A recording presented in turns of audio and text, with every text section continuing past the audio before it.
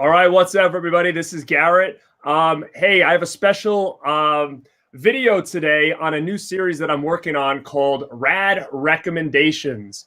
It's something I want to talk about, movies that I find that I am really, really into that just doesn't get a lot of love.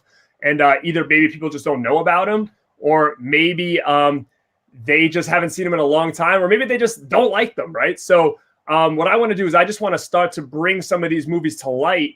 And maybe if it's something that you guys don't know, then we can talk about it here and maybe bring it some new life. All right. So this is episode 1. I knew exactly what movie I wanted to do today. And with that being said, I brought on a special guest on here. You guys probably know him on Instagram. It's Mr. Slasher Disc himself. This guy's got a killer collection. Welcome to the show, Slasher. Thank you. Great to be here. So the reason I wanted to bring him on is because the movie we are going to be talking about tonight is 1984's Firstborn. Again, this is I would say it's a pretty obscure movie. I only recently saw this probably, I'm going to say a couple of years ago, and he can help me out because if you guys follow him on Instagram, his collection is pretty damn sick. His Blu-ray collection puts mine to shame. So he can probably tell you a little bit more about it. So do you know when that Blu-ray disc came out? I think this was 2012 by Olive Films. 2012 by Olive Films. So that was actually the first time I've ever seen this movie. I don't know about you. Is it? Yeah, I think I might have seen it the year after, about 2013 or so. Okay, so like right after that came out, you kind of caught it on. Did you see it available and you bought it just on a blind buy? Yeah, for me, I think I was like, I was at that point where I was like going through YouTube and like finding certain songs and like that had like, 80s songs and things like that. And there was a track that came up that I knew from a Miami Vice episode, which is No Guarantees by the Nobodies. So I knew that song, and then I see, oh, well, this is also from this movie called Firstborn. So I got to see this movie. Well, that's actually interesting because I didn't even know that song was on Miami Vice. So you just, definitely told me something that I had no idea about. Miami Vice. But yeah, so what's funny is, I don't know if you guys can even see now. I can't see, but I got this Corey Haim shirt on here, a little Death by Stereo, right? So my favorite movie is The Lost Boys. I haven't gone too deep into that on this channel yet, but that is my favorite movie. Growing up, the Coreys were, they were my jam, right? So I wanted to be a Corey, right? Like that was my jam. I was super into all their movies. And, one of my things when I started collecting was like, oh, I'm going to get every Corey Haim movie. And I was going through his library and I started collecting all that stuff. And Firstborn was a movie I saw on his IMDb, and I just could not get a hold of this movie. I had no idea what it was about. I actually, honestly, looking at the movie poster itself, I really didn't have too much of an interest to actually even check this movie out.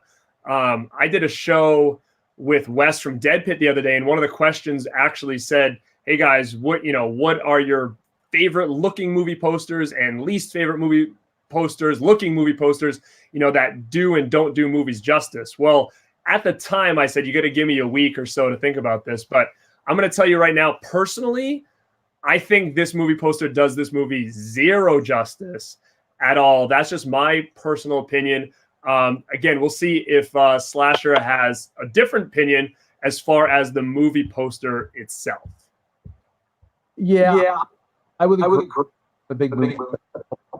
I don't eat for first. Basically, I love watch memorabilia film. It does. It does have Jake on there, the lead, the Firstborn character on the poster, but it doesn't really give you much of an idea what the film is about. Right. Getting into it. Right. Like when I first saw it, I didn't know. Honestly, at my first glance, I thought maybe it was like a religious film or something. Like I wasn't really sure what this was going to be. But I saw it when Olive Films released it. I had checked it out and I was like, oh my God, there's that movie I never was able to find. Let me just buy it just to add it to my Corey Haim collection, especially because it was his first movie role. Yeah. That was right before. What was next? Was Lucas next, or Silver Bullet? Do you know? I think I'm going to say Silver Bullet 85, and then this was 86, pretty sure. Okay. All right. So yeah, so I knew I definitely wanted to check this out. And fast forward really quick, we'll get into it. And again, this will be full of spoilers just because this movie came out in 84. So we're gonna say check it out, guys. We won't get too crazy with it, but we're probably gonna talk a lot about it. But the reason I wanted to bring him on is it's actually, I'm pretty sure that's kind of how I met him somehow. Either he mentioned the movie on a post or I mentioned the movie on a post, and then all of a sudden I kind of hit it off with him because I didn't really know anybody else that, was a big fan of this movie. And I'm going to tell you right now, when I bought that movie and watched it for the first time, I was blown away. So let me know your thoughts on the same thing. I was way. I mean, there's certain movies where you watch and you like it a lot, or there's a movie that you watch and you like it so much that you have to show people, you have to show friends. And right. Firstborn was that movie. And it's just weird because people read about it, or they watch the trailer and they think like, oh, that looks more like a television movie or a Lifetime, right. But there's just something about it. It's just hard to explain. But I think you know what I'm getting at with it. Yeah, definitely. And that's exactly it. It is one of those movies where when I found it, I was like, you know what, I've got to show people because, collecting movies, for a long period of time and, enjoying the horror genre and everything kind of surrounding it, there was points in time, and I'm sure more than anybody, is that sometimes you just buy things based on, cover art or just because it sounds cool and you have no idea what you're getting into. And 9 times out of 10, especially, have seen a lot of, really good movies and feel like, you follow certain people that talk about movies and you see a lot of these movies mentioned. And for a movie that was never mentioned, to find one that you actually were really surprised with and actually can say, hey, this is, a new favorite of mine, is very, very few and far between. I feel like more or less I'm burned off of blind watching something I haven't seen before than not. So it does tend to happen occasionally. Especially now because they're releasing things that I was like, I have no idea what this is. I didn't even know this had a VHS tape. Yeah. Yeah.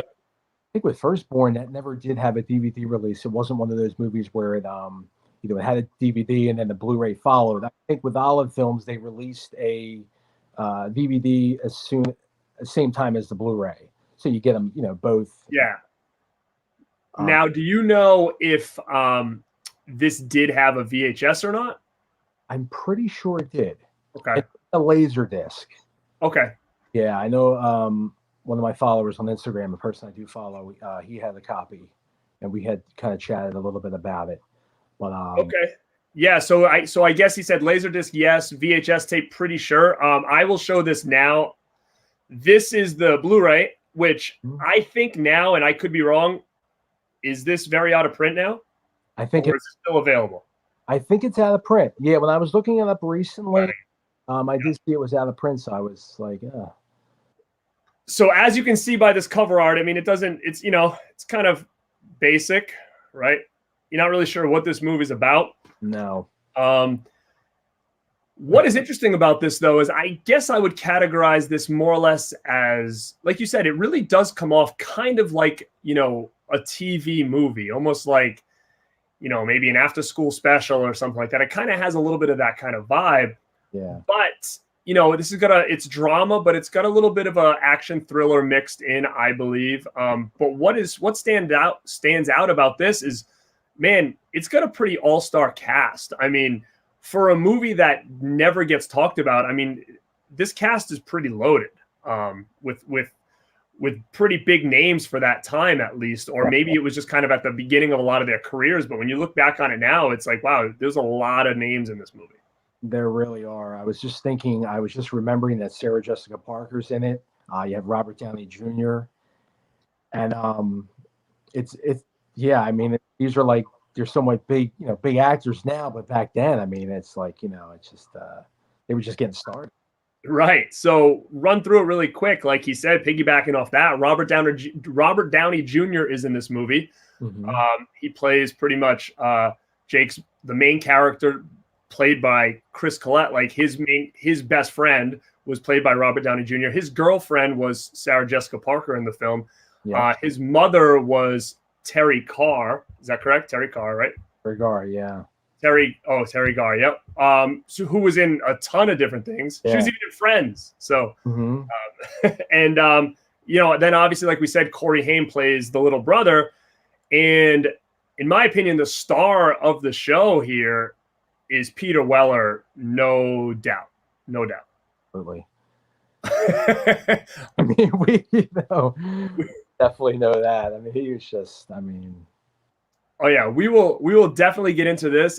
In my opinion, again, Peter Weller to me, like after I saw this movie, I wanted to track down like all his stuff. I mean, I knew him from RoboCop movies, like, more or less those are the main movies I knew him for. And I had him in other movies maybe in my collection, like, but nothing I really dug too deep into. And after seeing this and seeing the performance this guy puts on, I'm like, oh my God, he is off the wall bonkers. And I want to find more stuff where he's like this, right? So, it's a very different role than RoboCop for sure. Yeah, I agree. I love the movie so much. I just love his character. I mean, it's such as a horrible person he is in the movie. You just his character traits are just, It's unreal. So kind of going through the movie, again, you might be able to talk about it a little bit more in depth than I can, but to run through really quick on a summary, it's basically about a family who, single mother, recently divorced. Her ex has now moved on. She's home with the two kids, raising two teenagers by herself. She's pretty lonely, and she ends up meeting a guy that she starts dating. And that guy is, Peter Weller. Also in the movie, his name is Sam. So they start dating, and that's kind of where everything starts to begin. Like the meeting between him and the two kids for the first time was definitely, a little bit out there, and it kind of just spirals from there, So if you want to kind of piggyback off anything there, go for it, brother. Yeah, I mean, that's pretty much it. Every time I watch the movie, and I joke with friends of mine who I've shown the movie to, we try to figure out whose fault really was this character to, get the way he was. I mean, even though we knew what he was all about, do we? Right. Sometimes I want to place the blame on Jake. Jake, Yeah, so that's what's actually pretty funny about it too, is that I watched it recently, and again, this is another movie where I feel like I can pop this on anytime and enjoy it. It's not like, oh, I saw that 6 months ago. It's just one of those movies, like even if it's in the background, like I'll still snicker and pay attention to it, throughout the whole thing.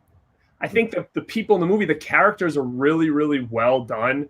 I feel like you really start to kind of care for a lot of the characters. I feel like they do a great job. But yeah, so he meets the two brothers, and Jake, the oldest brother, who is technically the firstborn, right? So He's the one that's kind of been taking care of the family more or less. While his dad was, I think maybe did they say his dad was in Canada or something? Do you remember if that's? Yeah, I think so. Yeah, because they do get to see him in that one scene, and then it's like not really, you don't really see him that much after that. Right. Yeah.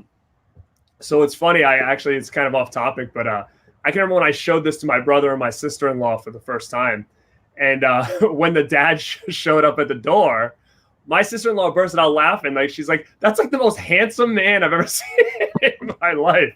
Was about like the father, and ever since then, like. I always think of that when I see him. I was like, he looks like a Ken doll. And then I ended up looking him up, and he was on some kind of like, I think he was on like some kind of like daytime soap opera or something for a little while back in the day. And I don't think he did much else after that, unless you know. Yeah, no, I'm not too sure. Yeah, but he does have that look like. Yeah. So so yeah, that was her big impression when he opened that door for the first time. She's like, "What the heck? Who is this guy?" And but yeah, so then she starts dating Sam. So Peter Weller's character, who again, like you said, like you kind of feel out that he's maybe not what he seems. Maybe he's like one of those classic bullshit artists like type guys, and but at the same time, like he really does try. Like I feel like he kind of does try to befriend these two kids and, be like a father figure to them. Like, I feel like he does try, but the oldest son, Jake, kind of sees right through his bullshit from right off the bat, and then kind of keeps busting his balls about it, like throughout the movie. He keeps giving him these little shots, and you kind of do like feel bad because it's almost like Peter Weller, even though we know he's kind of a bad guy, he really can't win at that point. And that's what kind of set him off. Sets the tone, right? Yeah, because I have the movie on as we speak.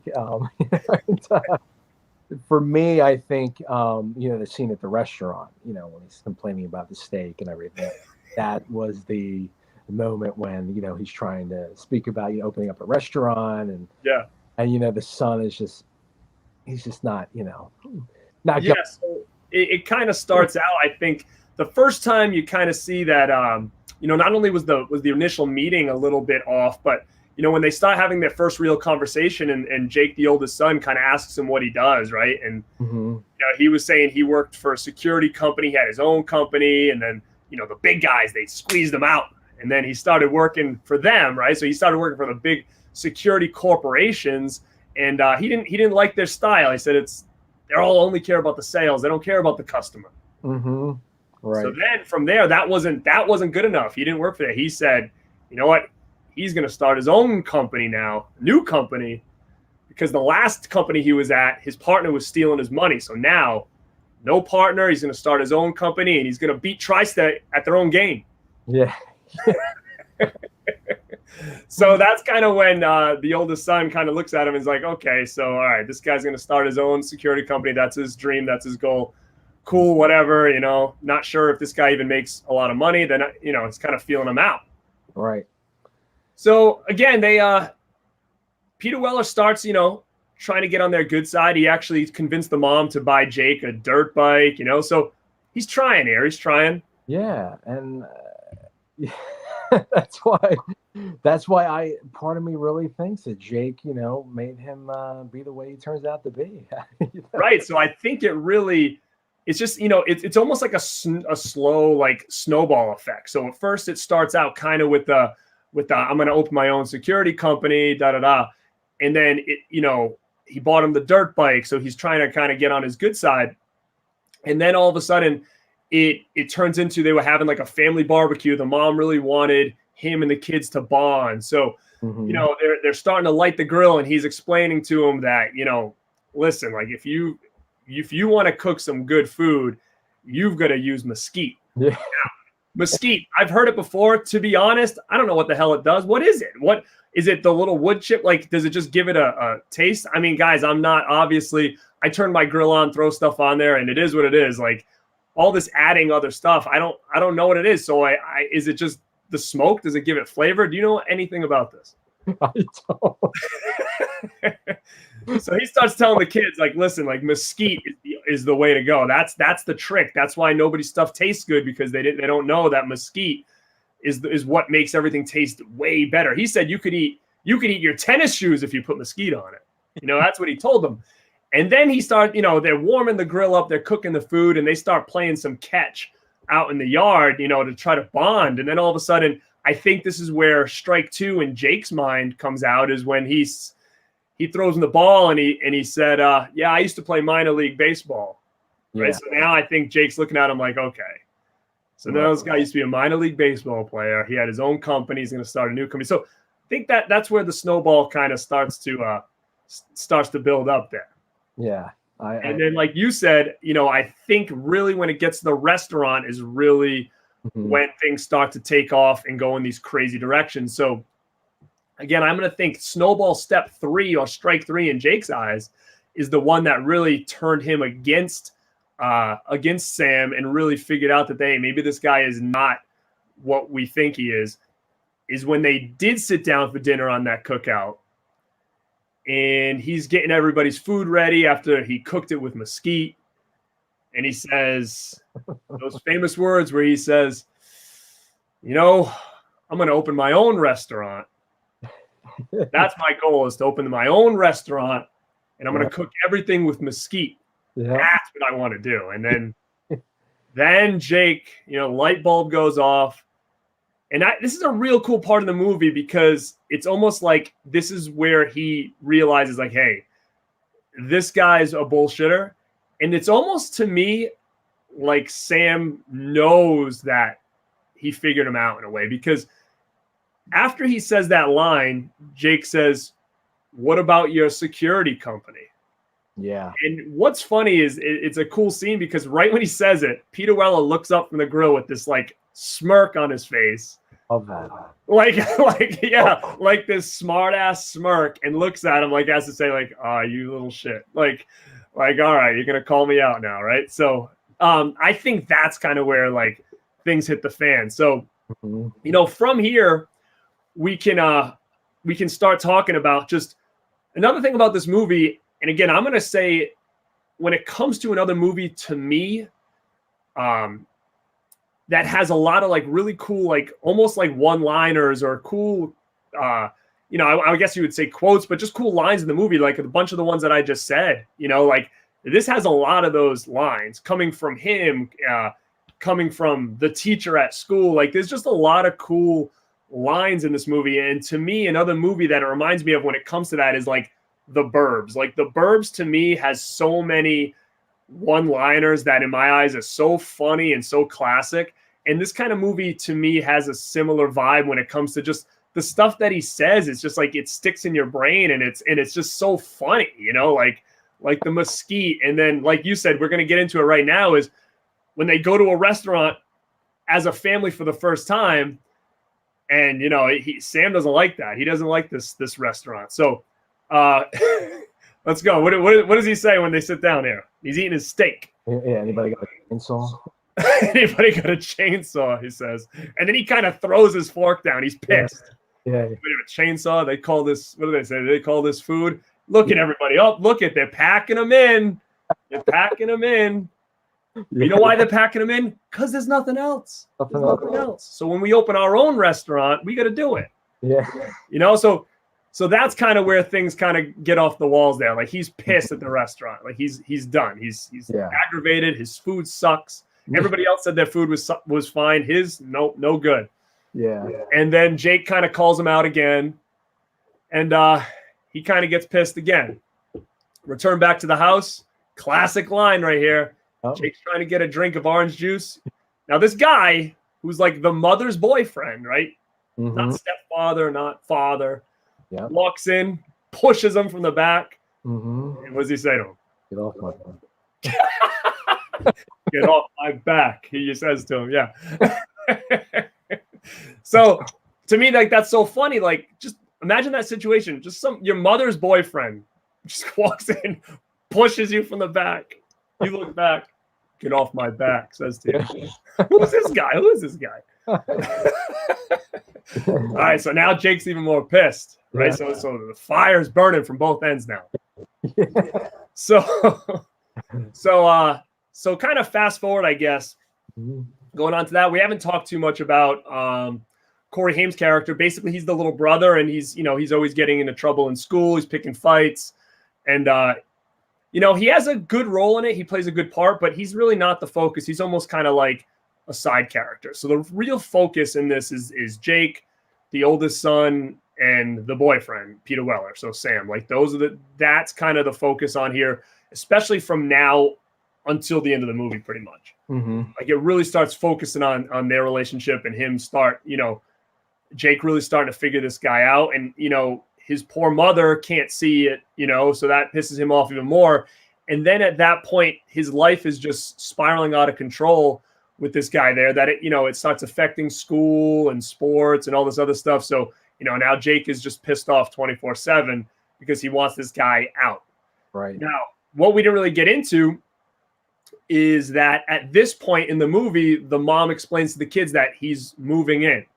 Mm-hmm. So he lost his apartment. They don't explain why. I'm sure it's probably a financial issue. And he's moving into their house. So he's basically like stepdad now. Yeah.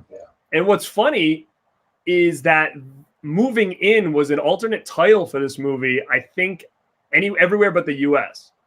Correct. And I don't know if you realize that too. Do you? And Yeah, I think there actually is a poster that they had. Yes. A cooler poster, actually, than the one that we got here. It's funny because that's fitting for the movie. Yeah, and I actually think the title "Moving In" is more fitting for this movie than Firstborn is. Yeah.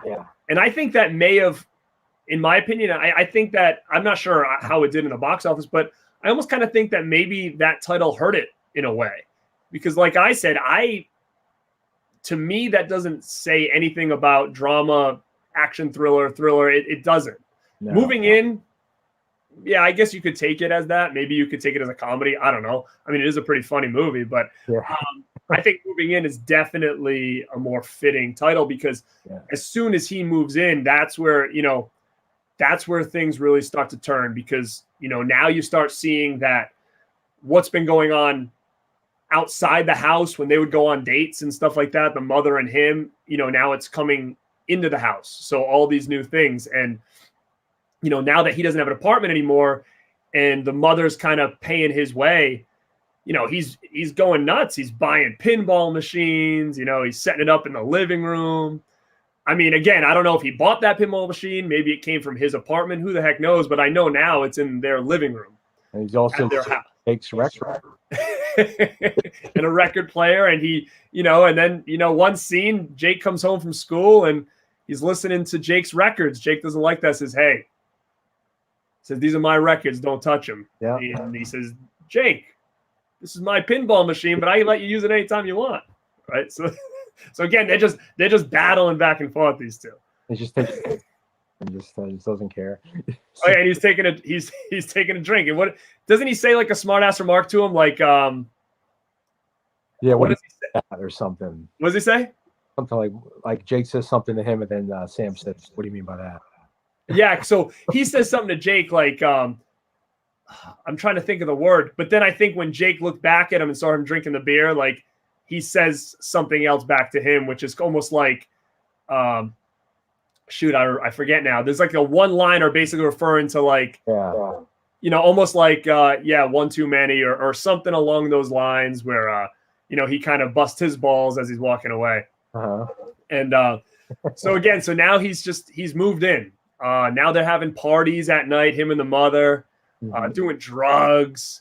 Yeah. Come to find out, they find, Jake finds drugs in the house. So they want to open that restaurant, but now the boyfriend, Peter Weller, has convinced the mother to start spending money on drugs so they can buy this restaurant that they want. So they're using the drug money. I assume that's the plan. Yeah. And Jake, this is coming. Yeah, and dealer. I always thought he looked like David Hess. He does look like like a thick David Hess, like a muscular David Hess. So the drug dealer guy. So that's another thing. So the drug dealer guy, he's a new character that kind of gets put in there. But yeah, so now that he's kind of figuring out. Now you got this mother who is like this wholesome, hardworking, mother trying to raise two teenagers, and now she has this boyfriend where instead of saving her money for the kids, he's getting her to spend it and start getting into drugs. So you start to see the mother now start to kind of change from the woman that she started as into this, I guess Jake would say a cokehead type of mother, and she's just not thinking straight, and things are kind of going off the walls. All right, someone popped in. Crystal Lake Counselor, what is up? He says hi, guys. Chris. So moving on from there, things just start getting crazy, and things at school. Guys, he has this asshole teacher and stuff that you got to get out. We could go deep into that, but it's another just side character that actually I think does a real good job. Now, as this kind of jerky teacher. So, who do you think the teacher looks like? What's funny is the teacher, to me, he does look like somebody. Like, to me, he almost looks like he's almost like he's a wannabe, like, class of 1984, like like a mix between like the two teachers in that movie or something. I looked him up. Like, I don't know, what is he from? I'm not sure. Every time I look at him, I think it's Dennis Miller. He does have that look, right? And he's great in it. I think he does a great job. He's another adult that that just really irks Jake that he's going to deal with, and that doesn't help anything. But yeah, that's a whole nother side piece that that's definitely a fun part to the story. So so really quick, like again, we were talking about these one-liners from the teacher. You got some ones, a kid's in the classroom and he's doing his report on Rocky for whatever reason he was doing that on. Mm-hmm. And all of a sudden you hear the teacher in the back, boring, boring alert. Rocky's not a real person. He's yelling at the kid. He's like, what, do you believe in the tooth fairy too? Yeah. So he's like this prick guy. So, so the next big one that I want to talk about, and he can jump in as well, is, once Jake starts figuring stuff out, like, hey, they're doing drugs, they're selling drugs, and, he wants to put an end to it. So he goes to his mother and tries to say, listen, like, it's almost like it's us or him. He needs to get out. This guy is a bullshitter. Yeah. This guy is a scumbag, and he's basically telling it how it is to his mother and says what, and she's defending him, and he's, it's almost like that abusive relationship type thing where, she doesn't see it, and he's like, how can you not see this? And, that's kind of the turning point now where the mom realizes like how much that the kids don't like this guy regardless. So from there, things get even worse now when the mother then decides to tell Sam what her son said about him rather than trying to fix the problem and remove him from the house. Yeah. So that's the next step now, is that the mom is almost more on Sam's side than her kids, right? So now she tells him, listen, my son thinks you're a scumbag. My son thinks that, you're a bullshitter and all this other stuff. And, obviously he doesn't take that well. Mm-hmm. So he bursts into Sam's room to confront him, which is another good scene as well. And kind of Sam's working out on his bench. He pins the bench down on him. Yeah. And he says, what does he say? He says, next time you want to pass judgment on me. Judgment. Say it's my I want you to say it to my face and don't go whining to your mother like a wimp or whatever he says to him. Yeah. And that's kind of the end of it. And then I think Jake throws another smart ass remark like, next time you want to come into my room, knock. Yeah. Like gets that last jab in there. So, so like we said, it's kind of that downward spiral. And from here, basically, again, we're kind of skimming through the movie, but I wanted to get to a couple of those lines that are just, they're just so funny, like having them bicker back and forth. It's like this kid and his mom's boyfriend, like just bickering back and forth. And it's so funny. So there's a lot of stuff going on, like on either side with the other characters, but just trying to summarize it through for you guys. From here, this is where things start to come to an end. At this point, Jake's pissed, and he basically takes those drugs they were going to sell and he hides them. Mm-hmm. So the next, as the closing of the movie, the drug dealers come in. They want, they're going to buy all these drugs from Sam and the mother so they can get the money for that restaurant. And here's where it's going to happen. And he goes in there to make the payment, and the drugs are gone. So he flips out. So at that point, like Peter Weller's pissed. He's screaming, he's yelling, he's breaking things. For some reason he thinks, where he hid them, they're magically somewhere else. I mean, I don't know what he thought was going on. He knew where he hid them. Why is he looking under the bed? I know they're somewhere. Like, where would they have gone? Where would they have just like magically vanished to? Like, oh, they must be in here. So funny is Peter Weller's voice, how it just gets like so like he goes from like a low voice, but then when he gets angry, it gets high. Yeah, like it gets like to different octaves or whatever, and like and he gets so pissed, right? And then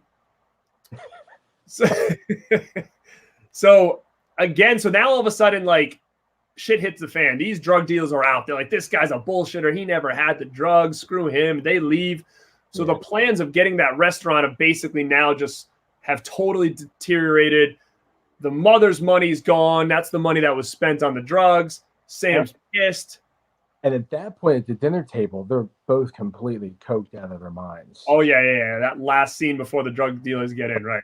Also made things so much more aggravating. Telling lame jokes about, like, you know, what is it, Peking duck or whatever? Yeah.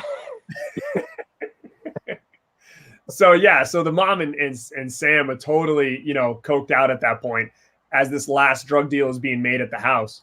And, you know, Jake knew as soon as those guys left and Sam's flipping out, he knew this is kind of where things were going to come to a head. So he tells Corey Haim, his little brother, he says, hey, go to your friend's house, sends him off. And, you know, it was pretty much at that point, he knew it was going to be a showdown. He knew that he was going to get caught. And then an hour or so later, Sam busts through the door and he looks at him and he says, do you know what I'm looking for? And basically, Jake says, yeah, I'm going to tell the cops unless you get out of here and move out. And he didn't like that answer. Oh, no. So then this is where the movie gets very, very interesting. Do you know anything about this movie? Because I was reading up on it before we did this today, and it almost seemed like something happened during production where things kind of went, I don't know if they just kind of finished it quick or if it kind of took a turn. Do you know anything about this at all? Well, I thought I recall reading some stories that actually not the best stories about Peter Weller. I think there was some confrontation between him and Corey Haim. I think. Wow. Oh, and I'm like, I think there might have been a scene possibly in the movie where maybe I think when Peter Weller might have been a little aggressive with Corey Haim. I did hear that actually. Yeah. They were in the scene, but I think he kind of like went overboard where, like, you know, and I think like kind of scared Corey Haim a bit. That's what I remember reading about it. Yeah, I know what I think I did too, and I don't know if it was that scene. Like he might have been like slamming his head into the wall or something. Maybe I don't know, but I think that you're right. I do remember something going on where they said he came off a little bit rough with Corey, and I mean Corey was super young at the time. I mean, yeah, and like you know, in watching the movie, you can definitely see how he could. I mean, he's scary. I mean, Peter Weller is. Yeah, I mean, in this role, like I don't know if, you know, I don't know how he is like, you know, in real life, but with this role, you could tell it was one of those roles where he's got to go from like 0 to 100. So I mean, you know, for him to get to that point of him being so pissed and I can see maybe, you know, that aggression coming out just to stay in character and, you know, but yeah. And I also heard too that there was, I was reading that this next, you know, end of the movie here, this is kind of where things start to close. And there's this really cool, but very long chase scene with Peter Weller and Chris Collette. Chris Collette's on his, he's on his motorcycle, his dirt bike that Sam had bought him, and he's driving after him in his truck, which is actually a pretty badass 80s style truck he's got there. And they're racing around, and I actually heard that whoever was on the motorbike, the stuntman, actually got hit by a train or something like that during that scene. Yeah, that is true. I did read that also. That's right. So I don't know if that halted production or what happened on that, but it's very interesting because, you know, it ends up kind of closing from there. They end up, again, I don't want to get into too much detail, but that's kind of where the end of the movie, and they end up back at the house and, you know, things go down. As much as I love this movie, I don't know, like to me, you can either look at it as like, hey, the ending was a perfect ending for what it was. But to me, I almost felt like it wasn't, it was kind of a weird ending. Like the last scene of kind of how everything just ended. It's almost like there was no closure. It was kind of just, and I don't know if there was a reason behind that, but for the way the movie was going and how kind of off the walls it started getting, the way it ended to me just didn't seem like it matched for some reason. And I don't know if you find that different. Yeah, it does have the ending. It kind of does remind you of like an ending of a television movie. Correct. Yes. Not an ending of like a big time, you know, movie that's in the theaters or something, because it was not really like a huge climactic ending at all. No, I mean, you have, you know, the the punch, and then and then that's kind of like, oh, that's probably where the audience went, yeah, yeah. Yeah. But it's almost one of those things where I don't know, like, is it like in one aspect, he's nuts, he's coked out, he's slamming people against the wall, he's punching everybody in the face, he's punching the girl, the mother, he's punching Corey Haim, 10-year-old Corey Haim or whatever.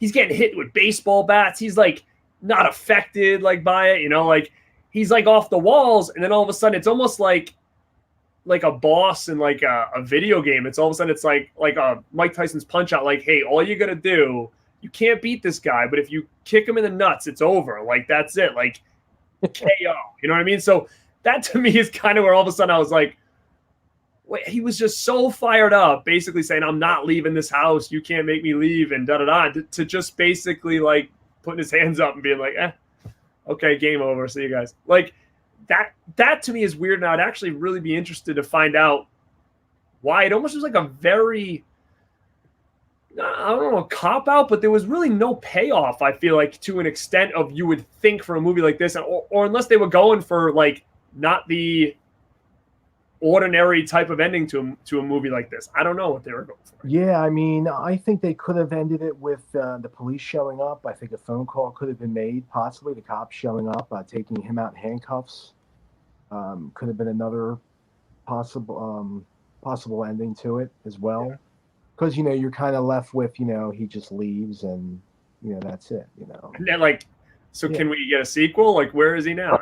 Right. Who's not to say that the mother's going to wait another week and call him back, Yeah, I mean, who knows, like, what happened now? Like, where is he? Like, is he just going to a new family's house, find a new girl, and trying to open that? Maybe they do a sequel with him now, and he's, like, running a restaurant, right? So pissed off boss, like, everywhere, it's watching the movie so many times, and I know we're spoiling it a little bit. So hey guys, it came out in 1984. Sorry. So I mean, again, I've seen it 100 times. I still watch it, so you got to check it out for sure. The scene when they find the drugs, they're coming back to the house, and there's a scene where Christopher Collette and Peter Weller are talking. You get like a really feeling for Christopher Collette, that you feel very bad for him. So it's kind of a sad scene. You also, like, you see Peter Weller's trying to, like, warm up to him a little bit, but then once they get back to the house, that's when things escalate. But yeah, definitely. And like you said, it's like one of those things where, as much as Peter Weller does things that are, and maybe he's a bullshitter and he's into drugs and all this stuff, but at the same time, you almost feel that, like, in his mind, he was doing everything for the right reasons. Like, he was kind of like, okay, I'm part of a family now, and I'm going to do what it takes to be successful, and I'm going to do what it takes to, to open this restaurant, and we don't have any money, so, unfortunately, I'm just going to take this route to do it, which is not the right thing to do. But like you said, at the same time, like, there's not a lot of, I guess you can kind of feel bad for him sometimes, and like I said before, where Jake sometimes looks like he's the prick in a sense. And, there was even one scene too that we didn't really get into, where I understand that Jake's mad of just the situation, so he's kind of walking around with an attitude, but I wasn't really sure what this scene, if it was like he was joking mad or he was really mad. But he, like, flipped the switch in 2 seconds, and it was when him and Sarah Jessica Parker were, like, she was buying clothes, and she made, like, some comment like, you're acting like an adult. Yeah. And he just, like, snapped. But, like, you couldn't tell if he was, like, half kidding or if he was, like, ready to, like, beat her up. Like, you just really couldn't tell. Like, he got pissed and, like, slammed through the door, grabbed her clothes, threw it out. And then as soon as she kind of made a joke, he kind of laughed it off, right? But at that split second, he didn't do a good job letting you know if he was, like, dead serious or, like, if he was, like, kind of trying to be funny and, like, kidding around. Like, so you really didn't know, Yeah. Like, he just had, like, a bad attitude in it. And but I mean, again, it's we're spoiling away here, but guys, like, definitely recommend this. I talk to a lot of people that know a lot about movies that haven't seen this still. And I think a problem is, like you said, is that it might be hard to come by right now. I don't know if it's on YouTube. It could be. It could be something you could watch straight on YouTube. But like we said, I mean, talking about the cast, the people in this, and the performances from everybody, this is a killer movie. And I think more people need to see it. And if doing an episode like this and, you know, enough people see it and you guys share it through, like, you know, maybe it'll give us a new life here, you know. And it's definitely one that I think has gotten forgot about, and I think definitely deserves a lot more credit, because besides you, man, like, nobody talks to me about this movie. Never knows, between you and me and my friends who I've shown the movie to, we talk about it all the time, but not many people know about it. I mean, yeah. So again, like, guys, if you you know, I don't want to keep you guys here all night, but we pretty much ran through more or less the summary of it. I'm assuming this was in the theaters. Not sure how it did. You know, like we said, it has only really been released recently, like once. It's now out of print, so it's not something that I think people are seeing on the regular. So check it out. Definitely post in the comments what you guys think. Post in the comments if you have seen this movie and what your thoughts on it are. I want to thank Slasher Disc here for coming on with me tonight and chatting about it. Like I said, that's the first time him and I had kind of touched base on Instagram. We both kind of have cool collections, and then I think one of us was talking about the movie and the other one chimed in. And we actually met up one time at Monster Mania really quick and said a couple Firstborn jokes, and, you know, it is what it is. And sadly, you know, conventions are on hiatus right now, so it's been a pretty crazy year with with all that stuff. It's, you know, very not in the norm of the yearly events and being able to meet up and stuff with people. So yeah, no. Hopefully next year, you know, things will kind of clean themselves up. But guys, thank you so much. And Slasher, thank you too. And if you guys don't follow him on Instagram, it's at Slasher Disc. He's got a killer collection. Put it this way. If there's something you think about buying that has just released, message him first and ask him if it's worth it, because he's probably got it. Yeah. So anything else you want to say, buddy, before we close shop here? No, I mean, I highly recommend Firstborn. It's a great film. If you haven't seen it, if you're fans of RoboCop, which I mean, many people are, if you want to see Peter Weller before RoboCop, you have to check out Firstborn, because this is a performance not to be. Definitely not. And thank you so much for having me on. This has been awesome. Hey, man, thank you again. And we'll touch base. But again, guys, share this around and follow him and myself on Instagram, and let us know what you think. All right? Stay rad. Thank Peace. you.